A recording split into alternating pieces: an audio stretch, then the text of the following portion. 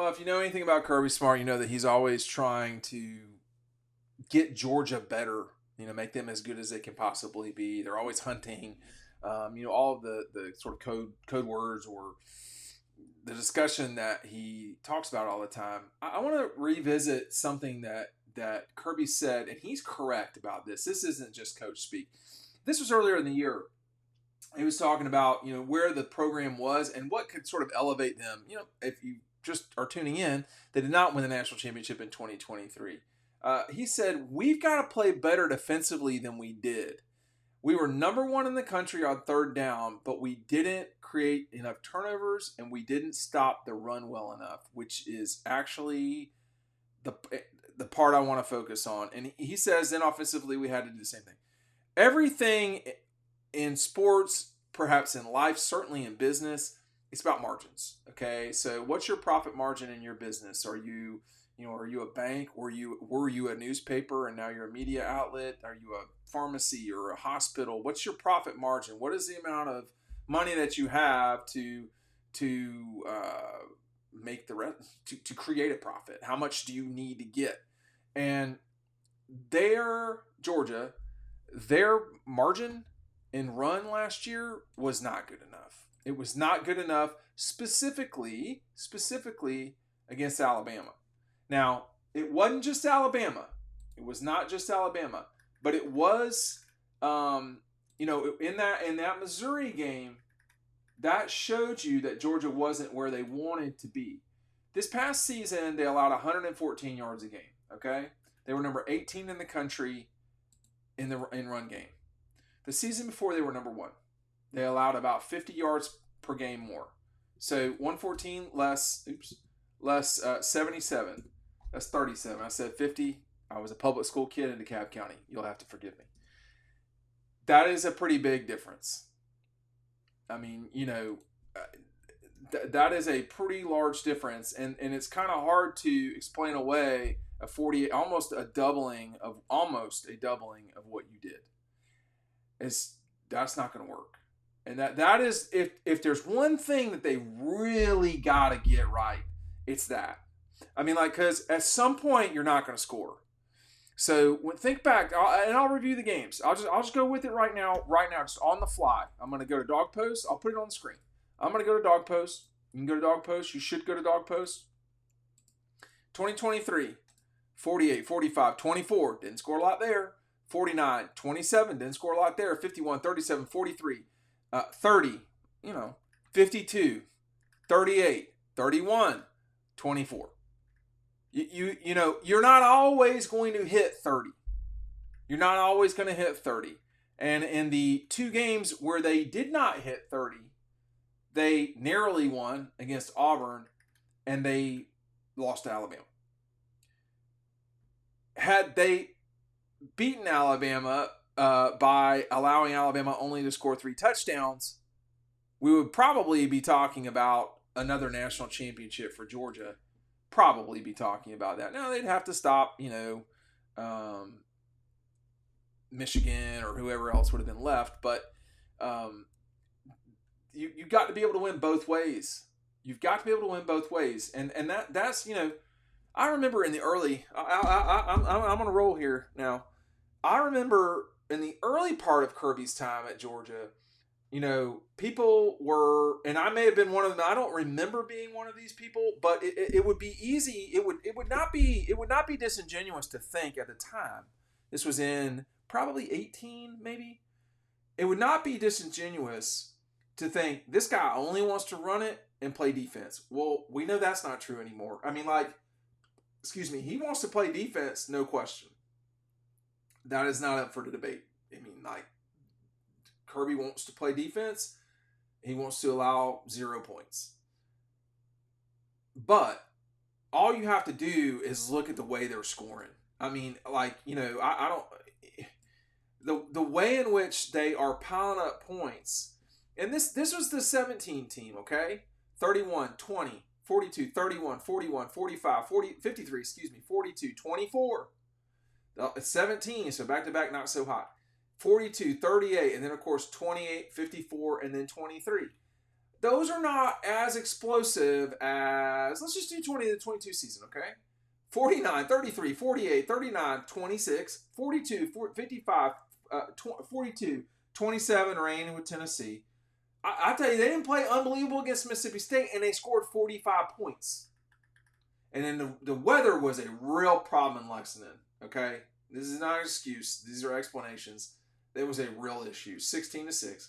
And then Tech with 37 on Tech, 50 on LSU, 42 on Ohio State, 65. They closed the season by thumping everybody on the offensive side of the ball. They were scoring points like crazy. And, if that 17 team had been asked to do what the 22 team did, they couldn't have done it. I don't think. They'd have had to win it in a different way. They probably lose to Ohio State, I would imagine. I'm just looking back here. I mean, they may well lose to Missouri, but that might have been a different matchup. You don't know. You don't know. But, if you were to ask the 17 team, you got to win like the 22 team. They didn't have that quarterback. They did not have, McConkey, Bowers. They had some good players. They certainly didn't have that defense. The only team that scored more than 30 points on Georgia was Ohio State that year. That's it. More than 30. That's it. Everybody else, 3, 0, 7, 22, 22, 10, 0, 20, 13, 19, 6, 14, 30, 41, and then 7.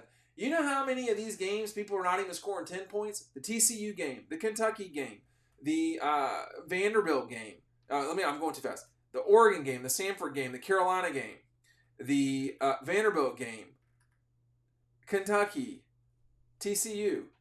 6 of their games in a 15-game season, the other team did not score 10 points. That if you want to say what they're missing, is probably that complete shutdown, because there were only 3 games where people scored fewer than 10 points, which was Tennessee Martin, Ball State, and then the Florida State game.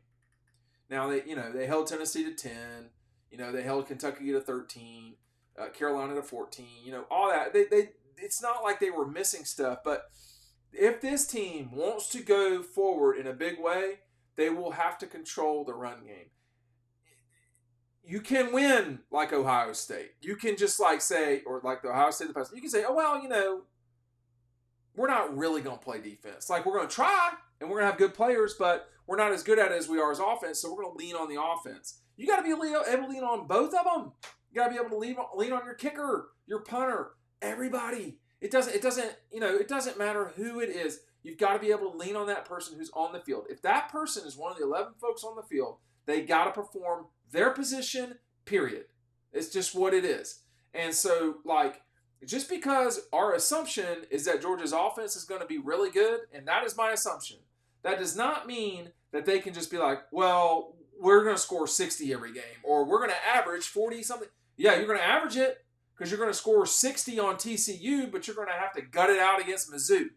And in order to gut games out, almost always, not always, but almost always, you got to gut it out with the defense. Your defense is going to have to come. So that run game part, Alabama did just enough running to be a real problem for Georgia that night. And it wasn't unbelievable. It wasn't, it wasn't like, man, they're just gashing them. No, it wasn't that. But there was plenty enough run game from Bama, just like Florida in 2020. Mullen's team ran enough. They didn't outrush Georgia because Zamir had a 75-yard touchdown on the first play of the game. But I'm just going back to the Bama game right now. Total team statistics in terms of run game. I guarantee you. I don't know if off the top of my head, but I guarantee you they were either even or Alabama even enough, or Alabama had more run game. They did not run at all in Indianapolis. It just didn't happen.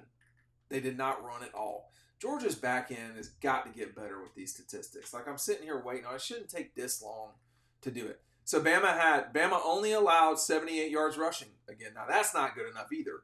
And they ran for 114. They ran exactly on the average of what Georgia was at. They didn't run much. 2.8 yards a carry.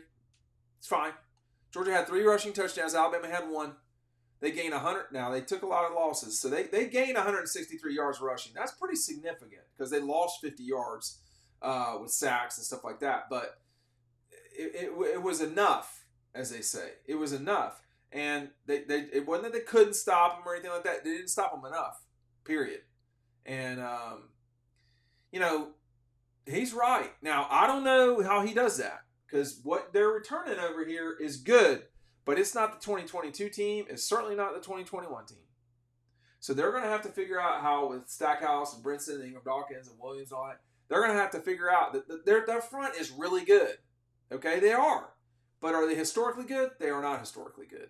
And so let's see what they do against Clemson. I mean, I think against Clemson and Kentucky and Alabama and that first 4 games of the season, if they're not allowing 100 yards, let's just say, like Kentucky, they're only going to want to try to run it.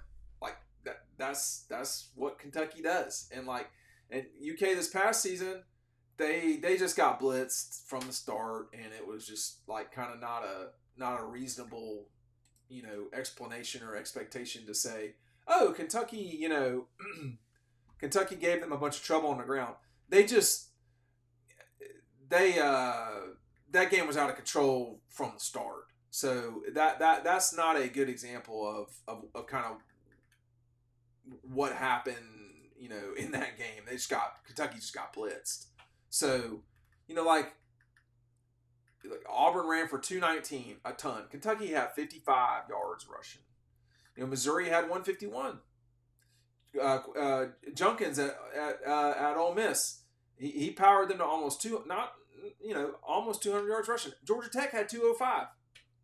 So, Ole Miss was it was a blowout, right? But if it doesn't become a blowout, that would have been a fight with them because of the run game. Georgia Tech played the best game they could play against Georgia. They went for 205. They averaged a pretty healthy chunk per play, and they lost by 8. That was as good as they could get. But at the end of the season, you saw, Ole Miss, Tech, and Bama. They either did enough, or that was how they were going to move it. And that was how Tech moved it. So this sort of shutdown thing. It's easy to blow people out when you're getting 3 and outs, or you're getting 5-play drives and they got to punt. Everything doesn't have to be a 3 and out either. So I think Kirby's right. And again, here's the quote. He says, "We didn't stop the run well enough." He got that part right, but can they get it better in 24? If he knows it, that's half of the battle, as G.I. Joe used to say. Thanks for watching.